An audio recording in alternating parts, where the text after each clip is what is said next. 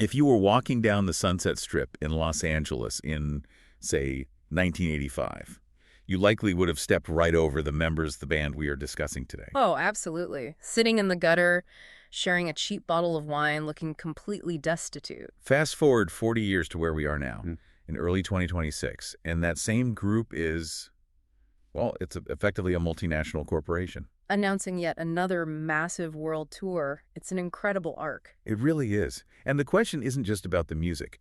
It is about how you go from being the most dangerous band in the world, a title they genuinely earned, through pure chaos. To the polished, stadium-filling juggernaut we see today, it's a transformation that, it almost defies logic. Right. When you look at the history of rock and roll, most bands that lived as hard as Guns N' Roses did, they just didn't survive the 80s. Let alone make it to 2026 with the core members, for the most part, intact. Exactly. This story, it really plays out like a 3-act drama. You have that first act, which is this hungry, desperate ascent from squalor to global superstardom. And you have the second act. The bloated era. Unimaginable excess, riots, and then total collapse. And then, against every single prediction, including their own, you get this third act. The reunion. Yeah, the reunion era that has stretched for a decade now, culminating in these recent releases of new tracks like Atlas and Nothing just last month. Precisely. And our mission here is to look past the greatest hits playlist. We really need to understand the granular details of how they survived. Specific events. Exactly. We're going to explore everything from them hitchhiking on the side of a highway with no money to the lineup changes that happened as recently as, last year in 2025? All of it. We're pulling from extensive biographical records, tour archives, and release histories right up to the present day. And to really understand the height they reached, you have to start at the absolute bottom. It's fascinating to even think about the name Guns N' Roses now. Yeah. It feels so inevitable, like the Rolling Stones or Led Zeppelin. It does. But if Axl Rose hadn't been fired from a completely different band on one specific night, we might not be having this conversation at all. That is such a crucial point. The genealogy of the band is a merger. In the early 80s, the Sunset Strip scene was incredibly competitive. A Shark Tank. Completely. And you had two distinct entities. L.A. Guns, which was led by guitarist Tracy Guns, and Hollywood Rose, which was the vehicle for Axl Rose and Izzy Stradlin. And Axl had spent time in L.A. Guns as well. He had. The catalyst for everything was an argument. Axl got into a pretty significant dispute with the manager of L.A. Guns, and the manager just fired him. And instead of that being the end of it, Axl and Tracy Guns decided to team up that very night. They did. They merged their names, Guns N' Rose. But here's the detail that often gets overlooked. What's that? They didn't originally intend for Guns N' Roses to be the name of a band. They wanted it to be the name of a record label. A record label. Yeah, they were going to release singles from their respective projects on the Guns N' Roses label. That's incredible. It seems almost absurd that they even considered other names for the actual group then. I've read they threw around ideas like Heads of Amazon. And even just AIDS. Just AIDS. Which gives you a window into their mindset at the time. They wanted to be provocative, shocking, maybe a bit offensive. Thankfully, the label idea morphed into the band name. Yeah. But that lineup was volatile. Tracy Guns didn't last long. No, he and Axl got into an argument, a recurring theme in this whole story, and Tracy left. And that exit opened the door for a guitarist with a top hat and a face hidden by hair. Slash. He joins, and by June 4th, 1985, the Classic Five were locked in. Axl Rose, Slash, Izzy Stradlin, Duff McKagan, and Steven Adler. And almost immediately, they decide to test this new alliance with what has become known as the Hell Tour. The Hell Tour. This wasn't a tour in the modern sense. I mean, there were no tour buses, no roadies, no catering.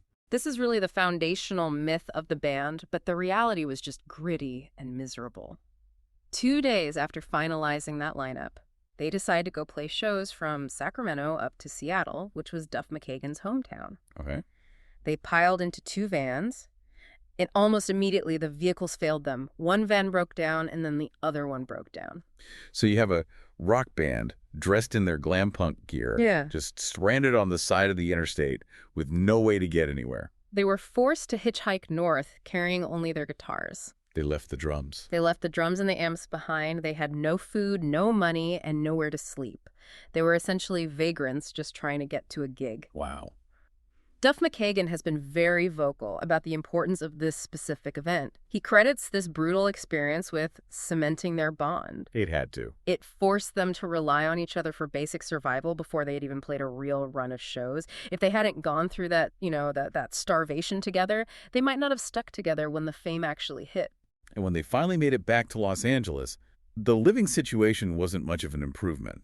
They moved into a place they affectionately called the Hell House. Hell House is a polite way to describe it. It was a shared space for rehearsal and living, and by all accounts was a sensory assault. I can only imagine. You had drug paraphernalia on the amplifiers, no food in the fridge, and 5 guys living on top of each other in a room that just smelled like sweat, stale smoke, and cheap wine.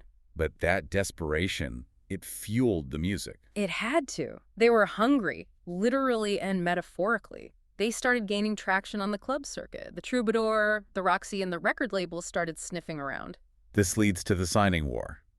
And this is where the band showed a surprising amount of business savvy, or maybe just stubbornness. They had a lucrative offer from Chrysalis Records, but they turned it down. They did. Chrysalis offered them more money, but they wanted to change the band. How so? They wanted to mold their image, clean them up, make them more radio-friendly. Geffen Records, on the other hand, offered a smaller advance, about $75,000, but they offered full creative control. That decision, taking less cash for more control, it seems to be the defining characteristic of their entire career. It absolutely is. They would rather burn it all down than let someone else hold the wheel. And they took the creative freedom. To keep momentum going while they prepared their debut album, they released an EP called Live, at like a suicide, in late 1986. And it was marketed as a live recording to show off their club energy. Right. But that was a bit of a trick, wasn't it? A complete fabrication. It was a studio recording. Yeah. They recorded demos, and then they just overdubbed crowd noise from a 70s rock festival to give it that raw, live atmosphere. It was a clever bit of marketing, though. It built the mystique that this was a band you had to see live, even though the live album was fake. A very smart move. So they're signed. They have the EP out, and they head into the studio to record Appetite for Destruction. This is where we start to see the friction between their raw punk ethos and Axl Rose's extreme perfectionism. Oh, yeah. The recording process was a battle. They went through a few producer options. Interestingly, they considered Paul Stanley from Kiss to produce the album. That would have resulted in a drastically different record. It would have. But it didn't happen because Stanley wanted to change Steven Adler's drum setup. Really? Yeah, he wanted to make it more conventional, and that was a deal breaker for the band. They were protective of their specific sound. So they settled on Mike Klink. They did. And when it came to recording vocals, Axl was just meticulous. He insisted on recording one line at a time. One line at a time. He would sing a line, stop, listen back, get it absolutely perfect, and only then move to the next. It took significantly longer than the instrumental tracking, which the rest of the band knocked out in about 2 weeks. Even the cover art for the album was a struggle. They just couldn't help but court controversy at every turn. They wanted to push boundaries. The original cover art was a painting by Robert Williams.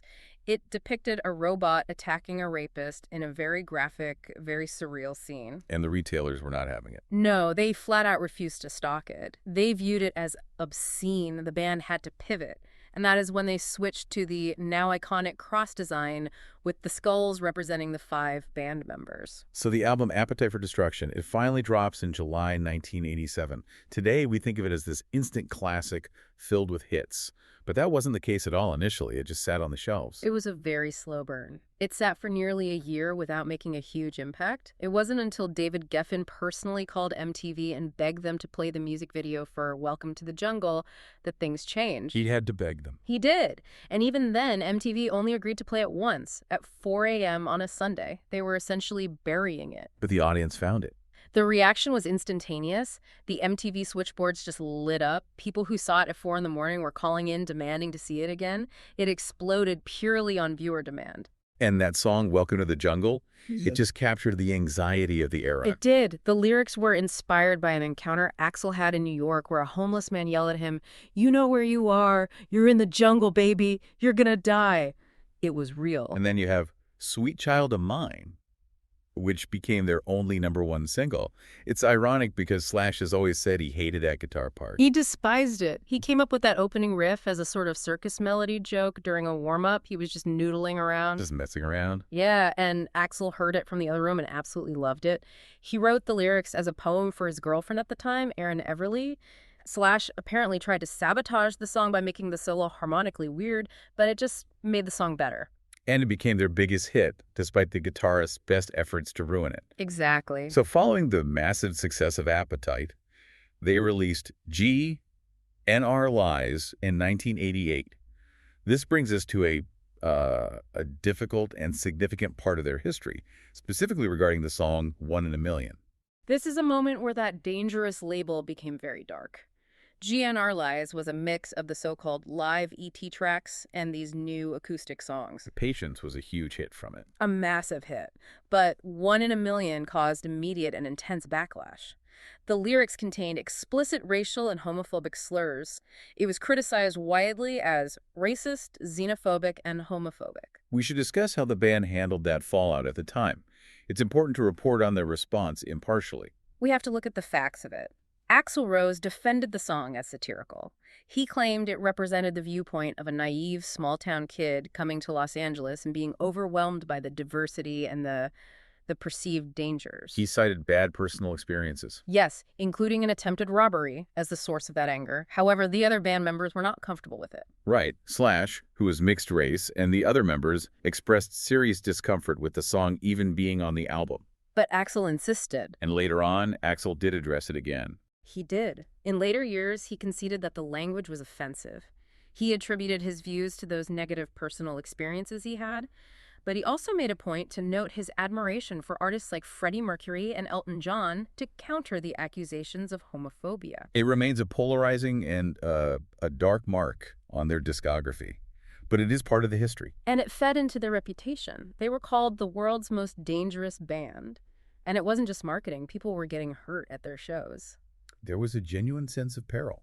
At the Monsters of Rock Festival in England in 1988, the crowd surge was so intense during their set that 2 fans were crushed to death. Horrible. And in 1989, when they were opening for the Rolling Stones, the internal tension just spilled right out onto the stage. Axl threatened to quit. Right there, in front of the entire audience. He told the crowd that if certain members didn't stop dancing with Mr. Brownstone, a clear reference to heroin use, then the band was finished. That ultimatum leads us straight into the 1990s, the Use Your Illusion era. And that drug use, it did lead to a major lineup change that fundamentally altered their sound. Steven Adler was out. Steven Adler's firing in 1990 marked the end of the original groove of that band. His addiction had become so severe that he couldn't perform in the studio. The recording of Civil War is the famous example. Right. It took nearly 30 takes because he was nodding off behind the kit. They actually had him sign a contract where he would be fined $2,000 every time he used heroin. Wow. Eventually, the band just couldn't function. He was fired. He later sued the band over it. And Matt Sorum was brought in to replace him. You often hear musicians say, this changed the band, but can we explain what that actually means for someone listening? Sure. Think of it this way. Adler played behind the beat. It was loose, groovy, almost like a Rolling Stone tumbling down a hill. It had a swing to it. Okay. Matt Sorum was a machine. He was precise like a metronome. He hit incredibly hard. Izzy Stradlin himself noted that the sound changed from swing to heavy metal. It took the roll out of rock and roll And turned them into a precision heavy metal unit. They also added Dizzy Reed on keyboards at this point, expanding the lineup to 6 members. This era gave us the twin albums, Use Your Illusion 22. It was an unprecedented move, releasing 2 separate full-length albums on the same day. They became the first act since 1974 to hold the #1 and #2 spots on the Billboard charts simultaneously. The scale was just massive. Everything was massive. The video for November Rain is a prime example. It was the most requested video on MTV, and the production costs were just astronomical. It was an era of total excess. But as the success grew, the chaos escalated. We have to talk about the riots, specifically the Riverport riot in St. Louis in 1991. This is perhaps the most infamous incident in their entire touring history. During the show, Axl spotted a fan taking photos with a camera, which was prohibited at the time. And he has security to deal with it. He did. He asked security to confiscate it, but security ignored him. So Axl decided to handle it himself. He jumped into the crowd. He dove from the stage, a massive leap right into the crowd. He tackled the fan, shouted, "I'll take it, goddammit," and then climbed back onto the stage. And he didn't continue the show. No. He grabbed his microphone, smashed it onto the stage floor, and said, "Thanks to the lame-ass security, I'm going home," and he walked off. The result was a massive riot. The venue was destroyed, dozens of people were injured, and Axl was charged with assault and property damage. And the liner notes of the Use Your Illusion albums famously included a message that just read, "F you, St. Louis," because of the legal aftermath. Then there was Montreal in 1992. This was the co-headlining tour with Metallica. That was a cursed night from the start. James Hetfield of Metallica had been badly burned by a pyrotechnics malfunction earlier in the evening, so Metallica had to cut their set short. The crowd was already on edge. Very on edge. And they waited for hours for Guns N' Roses to set up. When GNR finally took the stage, the monitors weren't working properly.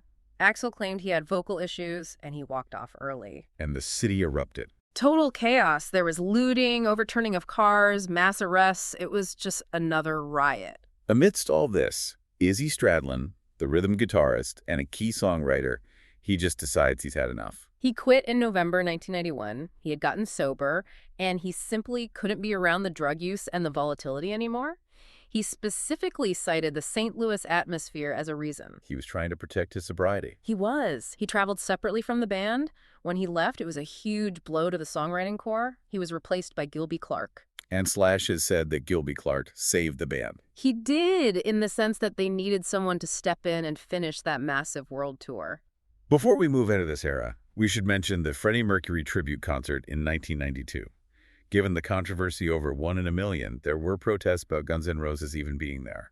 Activists from ACTUP protested their inclusion, but Brian May of Queen defended them. He argued that having Guns N' Roses perform was the biggest statement against hate they could make. And famously, Axl performed Bohemian Rhapsody as a duet with Elton John. Yeah, seeing Axl Rose and Elton John embracing on stage was this really powerful visual statement that seemed to bridge the divide caused by his earlier lyrics. So the tour finally ends in 1993. And then we get the Spaghetti Incident. A covers album of punk and glam songs. But, true to form, it came with a hidden controversy. There's a hidden track at the end called Look at Your Game, Girl, Which was a cover of a Charles Manson song. Exactly. Axl wanted to include it. When people realized it was a song by the cult leader Charles Manson, the fallout was severe.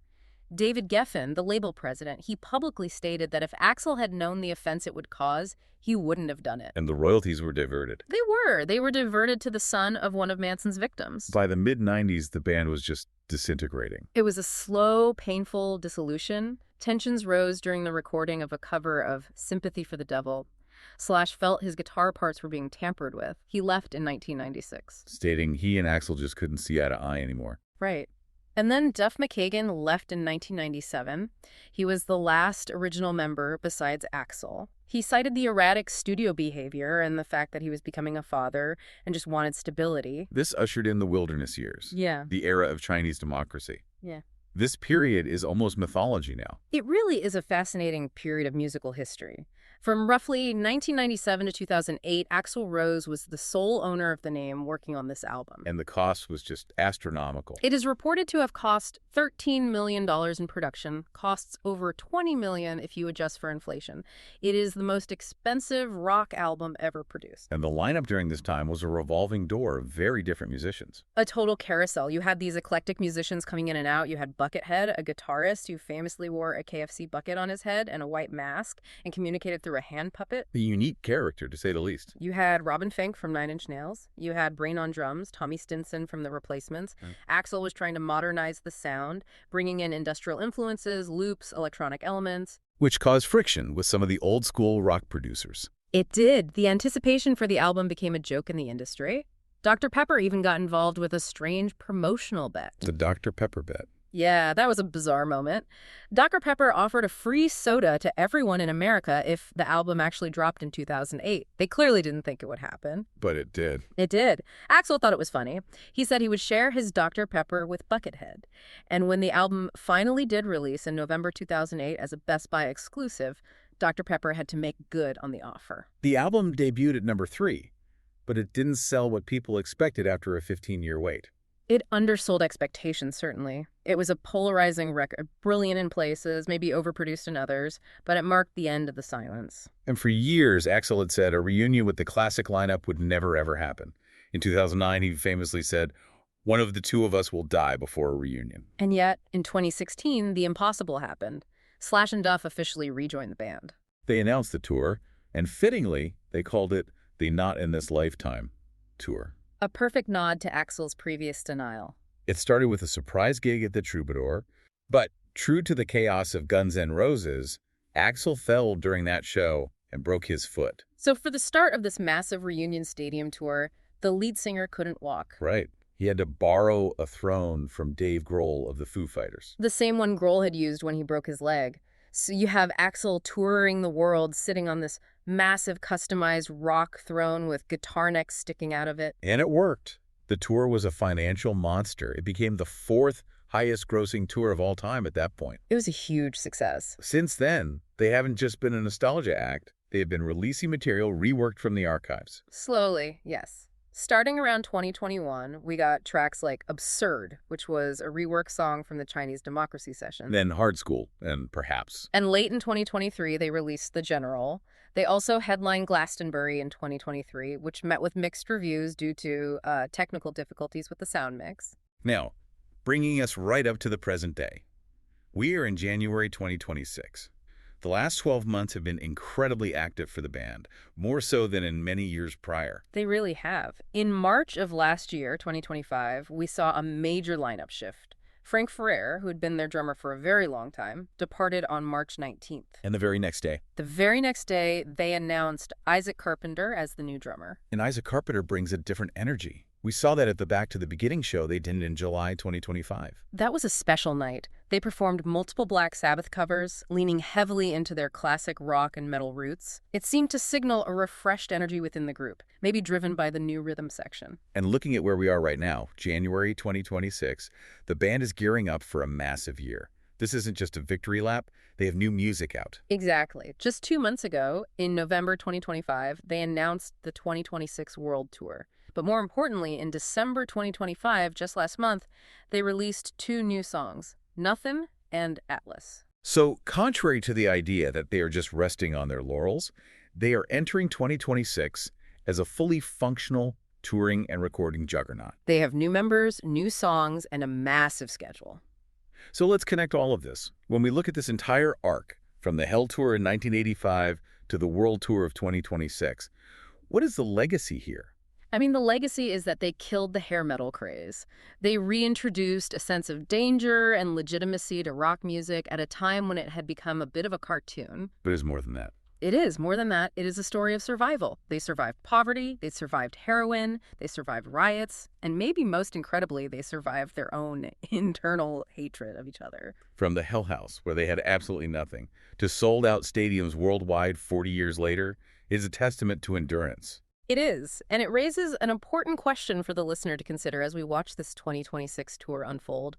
We love the story of the danger, the heroin, the riots, the starvation, but we are buying tickets to the 2026 tour because it's safe. We know the show will start on time. We know the sound will be good. With the release of polished tracks like Atlas and Nothin' and the precision of a new drummer like Isaac Carpenter, are we finally seeing Guns N' Roses function as the democratic unit they struggled so hard to be in the 90s? Or have we just commodified the danger that made them famous? That is the question. Thanks for listening.